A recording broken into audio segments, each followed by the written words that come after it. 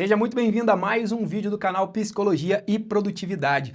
Hoje o tema é sensacional.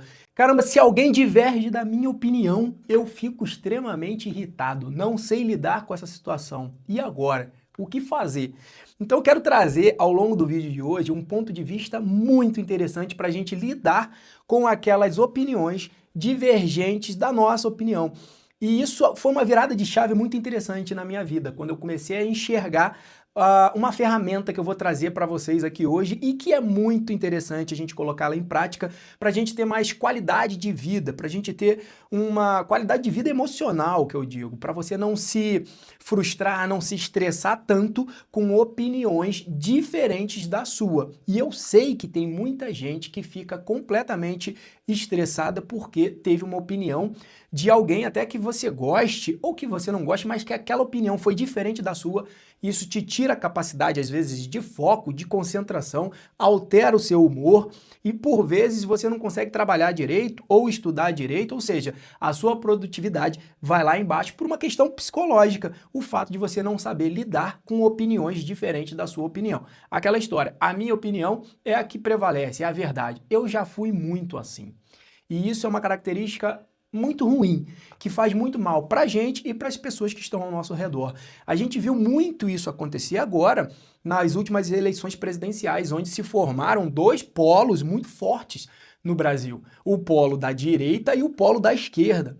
Então a direita e a esquerda começaram a se degladiar politicamente e pessoas que tinham amizades, ou até mesmo dentro de família, amizades se dissolvendo, familiares brigando por questões de política, porque o fulano é de esquerda, ou fulano é de direita, o cicrano não se entendia com a opinião do outro, enfim.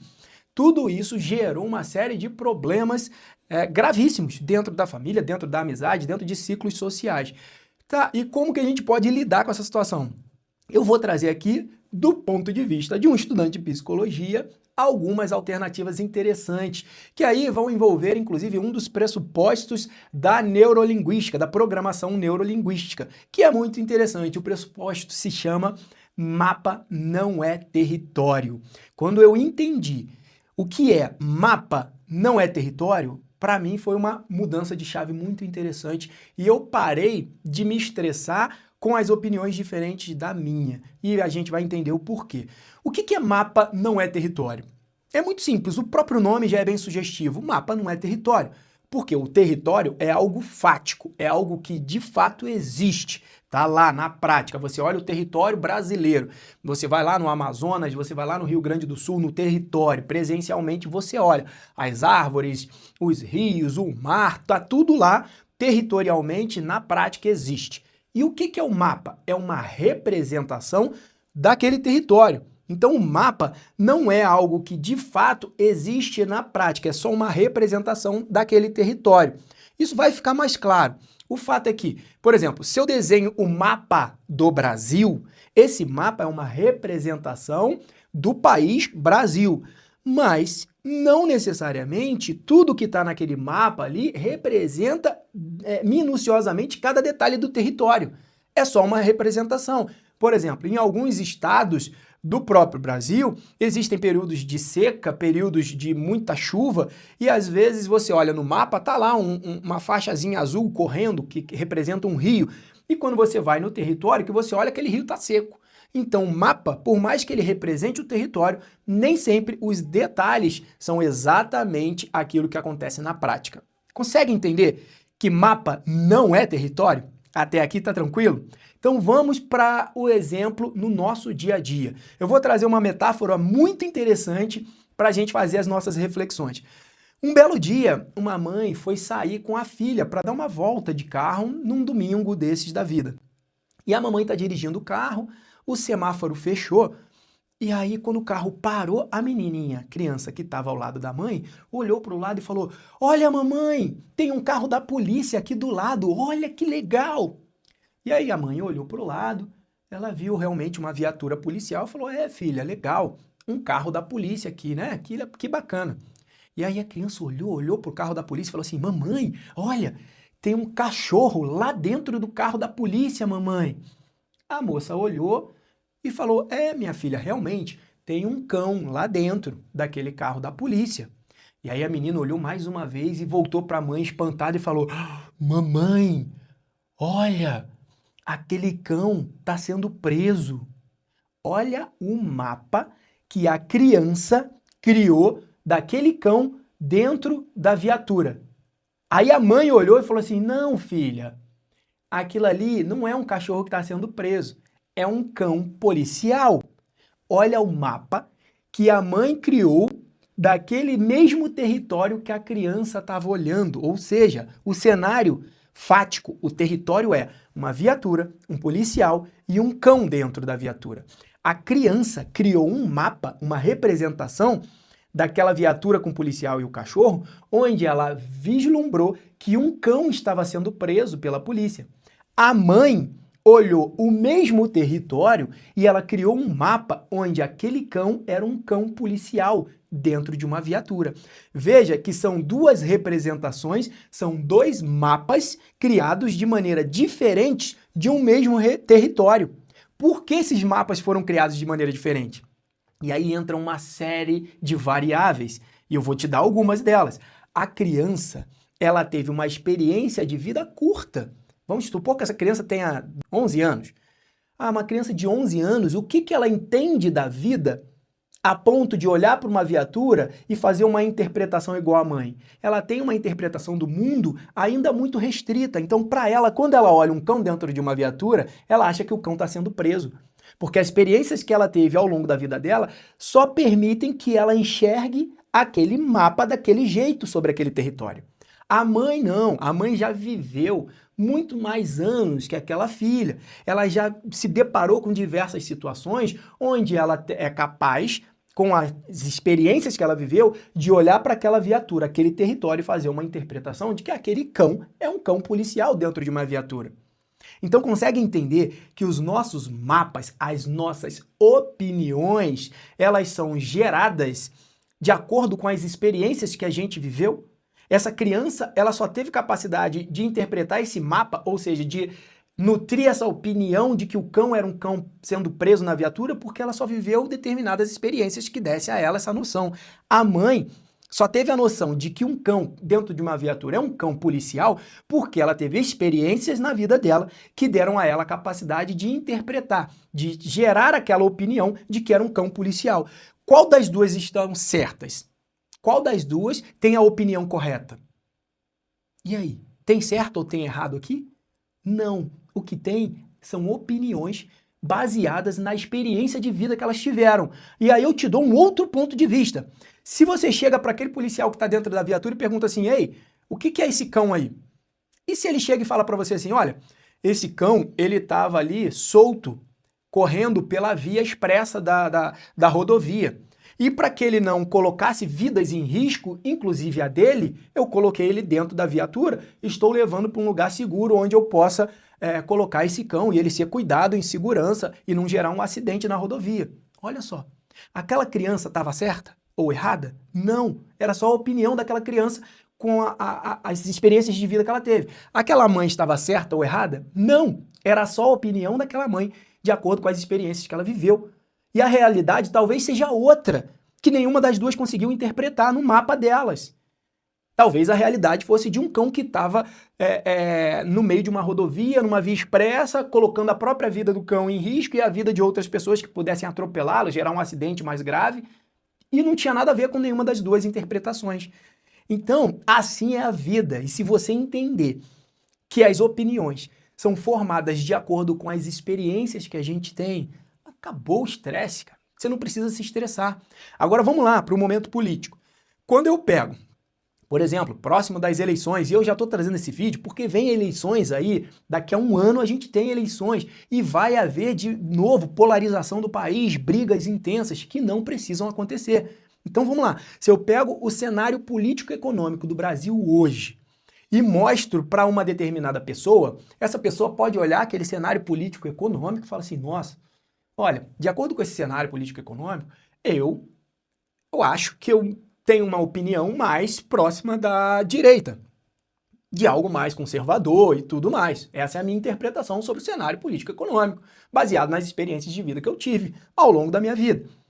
Mas se eu pego esse mesmo cenário político e econômico do Brasil atual e mostro para uma outra pessoa, pode ser que ela olhe e fale assim, olha, esse cenário político e econômico, eu olho dessa forma e acho que eu me identifico mais com as ideologias de esquerda, uma coisa mais liberal e tudo mais.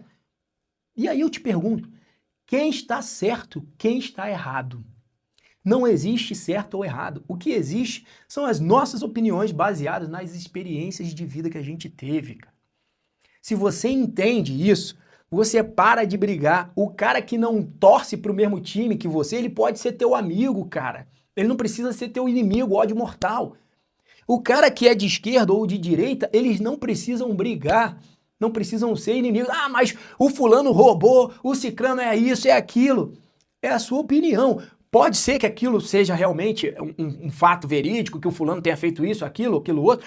Ok, tudo bem. Mas isso não quer dizer que aquela outra pessoa enxergue da mesma forma que você. Às vezes aquela pessoa está cega, enxergando de uma outra forma totalmente diferente. Mas você tem a sua opinião. Eu não estou falando para não ter a sua opinião, até porque eu tenho a minha. Eu tenho a minha visão política também. Eu olho para o Brasil e eu tenho a minha a visão crítica do Brasil. Eu tenho, sim tenho. Mas quando alguém diverge da minha opinião, ou eu olho aquilo ali, se aquilo me incomodar de alguma forma e tal, beleza, eu aceito que a opinião dele acabou. Eu saio, eu não adoeço. Eu não vou ficar, não, peraí, porque é assim, porque isso, fulano fez aquilo. Eu não vou convencer ninguém, cara. Dificilmente a gente consegue convencer uma outra pessoa, principalmente quando se fala de política, dificilmente a gente consegue convencer aquela pessoa de mudar. Sabe por quê? Por exemplo, eu vou usar o meu exemplo. Eu, quando assisto a alguma notícia, eu filtro. E eu tenho certeza que você faz isso. Como assim eu filtro? Eu assisto as notícias que eu quero, os canais de notícia que eu quero. O que eu estou fazendo? Eu estou filtrando e estou recebendo somente aquilo que me agrada. Se eu sou de direita, eu vou procurar canais que fazem notícias, que dão informação de direita. Se eu sou de esquerda, eu vou buscar canais de notícia, informações de esquerda. As pessoas são assim. Você busca que tipo de informação? Ou você é uma pessoa de esquerda e fica assistindo canal de direita? Duvido. Ou você é de direita e fica assistindo canal de esquerda? Duvido. Você busca aquilo que te interessa, aquilo que agrada aos seus ouvidos. A gente é assim, porque as opiniões contrárias à nossa, a gente tenta se afastar. A gente tende a se afastar, perdão. Mas, num mundo onde a sociedade, né, a gente vive em coletividade, em determinados momentos você vai estar inserido num grupo onde as pessoas têm opiniões divergentes da sua. E se isso acontecer, você tem que parar e pensar, mapa não é território. Essas pessoas têm a opinião, elas têm o mapa, elas têm o ponto de vista baseado nas experiências que elas viveram, diferentes da minha. Então não quer dizer que elas estejam certas, nem que elas estejam erradas. Não quer dizer que eu esteja certo ou que eu esteja errado. São só opiniões baseadas nas nossas experiências de vida. E cada um tem que respeitar a opinião do outro. Então a gente pode brigar menos. As pessoas podem se estressar menos. Na época das eleições, eu vi muita gente adoecer. Familiar brigando com familiar, cara. Pelo amor de Deus, a gente não precisa chegar a este ponto. Somos maduros. Não precisamos nos degladiar. Pessoas criando inimizade, nunca mais se vendo por causa de política, às vezes por conta de religião, às vezes por conta de time de futebol. Isso é um grau de imaturidade imenso. Então, a reflexão de hoje do Psicologia e Produtividade é: se estresse menos com a opinião dos outros, porque a opinião dos outros é só uma opinião. Não quer dizer que é a verdade, não quer dizer que ela está certa, nem que ela está errada. Assim como a sua opinião é só a sua opinião, não quer dizer que você está certo ou que você está errado. Ah, Felipe, mas poxa, o fulano roubou, o cicrano é ladrão, é não sei o que, sim, ainda assim, é a sua opinião. Mas, cara, saiu na reportagem, a polícia prendeu, o fulano fez, aconteceu. Sim, mas isso, ainda assim, isso não impede de uma outra pessoa olhar aquele fato e enxergar de maneira diferente. E aí, essa pessoa está certa ou está errada? Ela só tem a opinião dela formada baseada nas experiências dela. Se ela não enxerga a mesma coisa que você vai adoecer por conta disso. E aí é que está o X da questão. Eu estou preocupado com a sua saúde mental. Você não pode adoecer por causa disso. Não pode criar inimizades por causa disso. Sabe por quê? O estresse crônico gera taxas de cortisol elevadas de maneira crônica. E isso vai te trazer uma série de problemas, desde ansiedade, pode te levar à depressão, pode te trazer problemas para dormir, por exemplo, e assim vai, uma série de outras consequências físicas e psicológicas. Então, quer ter mais qualidade de vida, um equilíbrio emocional um pouco melhor? Entenda que mapa não é território, que as pessoas só têm opiniões e não verdades. O dia que eu entendi isso, eu me libertei de um piano gigante, onde eu achava que eu era o cara mais certo do mundo e que todo mundo que divergia da minha opinião estava errado. Então tenha mais qualidade de vida emocional. Aproveita e deixa um comentário. Você já tinha ouvido falar sobre mapa não é território? Você é a pessoa que se estressa com a opinião contrária à sua? Eu, Felipe, ainda tenho dificuldade de lidar com opiniões quando eu acho que a coisa é muito clara. Sabe quando aquela coisa é muito clara na tua cabeça e uma opinião diverge da sua? Eu tenho dificuldade ainda de lidar com isso. Às vezes me dá vontade de tentar convencer aquela pessoa do contrário. Mas aí eu respiro e penso, mapa não é território. Deixa essa pessoa pensar assim, eu não vou adoecer querendo fazer com que aquela pessoa pense diferente. Então, tenha mais qualidade de vida, menos estresse, o mapa não é território. E se você ainda não é inscrito no canal, aproveita e faça a sua inscrição, deixa um comentário aí o que você achou do vídeo e aproveita, manda esse vídeo para aquela pessoa que se estressa com tudo, com a opinião de todo mundo, que ele tá sempre certo ou ela tá sempre certa, para ver se você resgata essa alma aí, tá legal? Deixa uma curtida no canal, indica o canal para as outras pessoas aí para ver se elas se estressam menos. A gente se vê no próximo vídeo.